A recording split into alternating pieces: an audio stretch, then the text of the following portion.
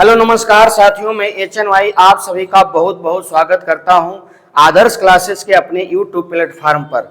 मेरे साथी मेरे दोस्त आप सभी को मैं आपके बीच में एक बहुत ही बड़ा इन्फॉर्मेशन और आपके भावी करंट अफेयर्स के लिए एक आपको प्रश्न, एक ही नहीं कई प्रश्न उठ सकते हैं और वो भी खास तौर से हमारे भारत सरकार की तरफ से जो वैकेंसी आती है उसमें भी, और मुख्य रूप से बिहार सरकार की जो वैकेंसी आती है उसमें भी।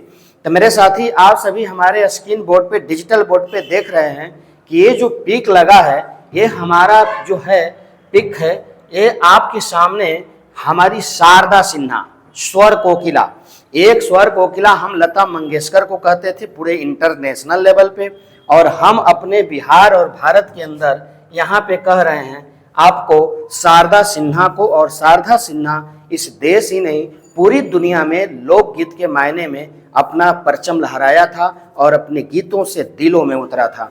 तो साथी आपको मैं बताऊं और आपको बताते चलूं कि यह जो मैंने पीक और ये मुद्दा लेकर के आया हूं आप सभी के सामने, तो भारत सरकार ने 26 जनवरी से एक दिन पहले मतलब 25 जनवरी को भारतीय सरकार ने हमारे इस विभूतियों को, हमारे इस स्वर कोकिला को और हमारे अन्य 6 और लोगों को पद्म भूषण, पद्म विभूषण के सम्मान से सम्मानित करने जा रही है, मतलब घोषणा कर दी है। तो आपको मैं बारीकी से हर एक नाम बताऊंगा और उसमें शामिल है हमारी शारदा सिन्हा जी, कमाल की हमारी एक्ट्रेस भी रही और आपके सामने इन्होंने कई गीतों से सबका दिल पे राज किया भी और दिल पे राज करने का काम सदियों तक करेंगी।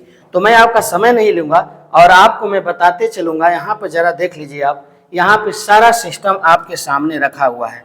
पहले आप देख लीजिए, यहाँ पे पहले शारदा सिन्हा के ही बारे में आपको मैं बताऊं साथी, देख लीजिए। स्वर कोकिला के नाम से मशहूर स्वर्गीय शारदा सिन्हा 5 दशकों से बिहार के लोक गायन परंपरा की सशक्त हस्ताक्षर रही है।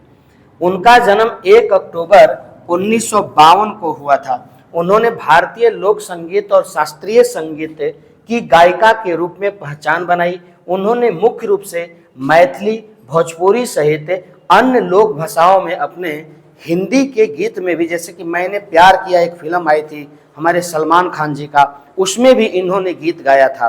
ठीक है, तो हिंदी सबसे बड़ी चीज़ है कि मैथिली, भोजपुरी और उसके अलावा हिंदी में भी इन्होंने बहुत बड़ा नाम कमाया हमारी शारदा सिन्हा ने। शारदा सिन्हा का निधन मेरे भाई 5 नवंबर 2024 को हो गया था। ठीक है, छठ से एक दिन पहले 5 नवंबर 2024 को इन शारदा सिन्हा का निधन हो गया था और इन्हीं शारदा सिन्हा को भारत सरकार की तरफ से पद्म विभूषण, बात हमारी समझिएगा, पद्म विभूषण का पुरस्कार देने की घोषणा कर दी गई है। किनको? तो शारदा सिन्हा को।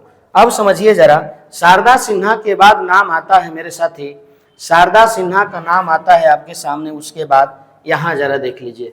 शारदा सिन्हा के बाद आपका नाम हमारे स्क्रीन बोर्ड पे है, हमारे भारत नहीं बल्कि बिहार के पूर्व मुख्यमंत्री सुशील कुमार मोदी का। और सुशील कुमार मोदी को पद्म भूषण सुशील कुमार मोदी को क्या मिला मेरे भाई? तो सुशील कुमार बिहार के पूर्व मुख्यमंत्री, उप मुख्यमंत्री व 3 दशक से बिहार भाजपा की धुरी रहे सुशील कुमार मोदी को पद्म भूषण पुरस्कार देने की घोषणा कर दी गई है मरणोपरांत। ठीक है, बिहार के तीसरे उप मुख्यमंत्री बने सुशील कुमार मोदी का जन्म 5 फरवरी 1952 ईस्वी को हुआ था। कमाल है, वहां आपके शारदा सिन्हा का भी जन्म 1952 में और ये हमारे सुशील कुमार मोदी का भी जन्म 1952 में हुआ था। उनका देवसान 23 मई 2024 को हुआ। वे बिहार के चंद नेताओं में शुमार थे और 4 सदनों में, लोकसभा, राज्यसभा, विधानसभा और विधान परिषद के भी सदस्य रह चुके हैं सुशील कुमार मोदी। और सुशील कुमार मोदी को भी आपको पद्म भूषण पुरस्कार देने की घोषणा भारतीय सरकार ने कर दी है। ठीक है, हमारे शारदा सिन्हा को पद्म विभूषण और इनको पद्म भूषण मरणोपरांत दिया जाएगा मेरे भाई। अब अगला नाम आपके सामने देख लीजिए, मुजफ्फरपुर की बरूराज में जन्मे किशोर कुणाल। क्या बात है भाई, अभी मैं इनका पिक नहीं दिखा पा रहा हूं मेरे साथी। किशोर कुणाल, वही किशोर कुणाल जो पटना में आप महावीर मंदिर देख रहे हैं ना, पटना में मेरे साथी महावीर जो मंदिर आप देख रहे हैं पटना के अंदर, उस महावीर मंदिर के ये मतलब थे क्या, सचिव थे, अध्यक्ष थे किशोर कुणाल, ठीक है। और भारतीय पुलिस सेवा का पहले का आईपीएस थे, जिन्होंने अपना गुजरात कैडर के आईपीएस थे और उन्होंने इस्तीफा दे करके यह काम मतलब अपने अंदर ले लिया था पूजा पाठ के अंदर। उन्होंने सरकारी नौकरी से इस्तीफा दे करके अध्यात्म और समाज सेवा की राह पकड़ी। महावीर मंदिर ट्रस्ट, देखिए यहाँ पे सचिव के रूप में उन्होंने पटना में कई अस्पताल खोले हैं, कई अस्पताल मेरे भाई। हमारे महावीर मंदिर की तरफ से पटना के अंदर आसपास में कई फ्री अस्पताल आपको मुहैया कराया जाता है। उनका निधन 29 दिसंबर 2024 को हो गया, इसी 29 दिसंबर 2024 को, ठीक है। वह अयोध्या राम मंदिर ट्रस्ट के संस्थापक सदस्यों में से एक थे। उन्होंने अयोध्या विवाद में मध्यस्थता की भूमिका निभाई थी और इन्हें भी आपको मैं बताऊं कि पद्म भूषण पुरस्कार से सम्मानित करने का काम हमारे भारतीय सरकार करने जा रही है। अगला नाम मेरे साथी मैं आपको बताऊं, अगला नाम आपके सामने ए रहा, जरा देख लीजिए। 3 नाम हो गया आपके सामने।